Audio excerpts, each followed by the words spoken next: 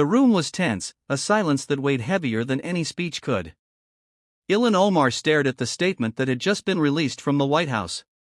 The words were not explosive at first glance, just bureaucratic language wrapped in political jargon. But anyone who understood the hidden currents of power could see the earthquake beneath the surface. Most people didn't realize what had just happened, but Kennedy, with decades of political insight, knew instantly.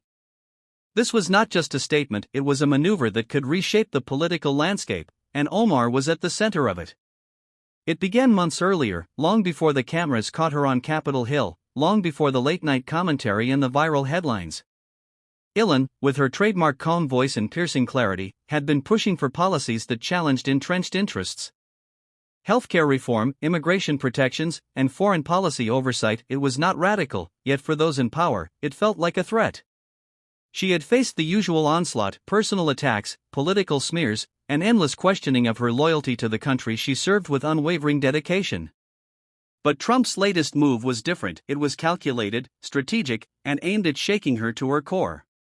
The news broke quietly at first, a subtle shift in a policy directive, a seemingly minor administrative change in the federal funding structure that affected Omar's constituency. On paper, it looked insignificant, almost invisible. But the ripple effect was immediate. Programs that thousands depended on began to falter. Staffers scrambled to understand the sudden funding gaps. Constituents called in, their frustration mounting as services they relied on wavered on the edge of collapse. And at the center of it all was Ilhan, standing firm in the eye of the storm, knowing full well what this meant politically. Kennedy, the commentator and political strategist known for cutting through the noise, weighed in. "Oh,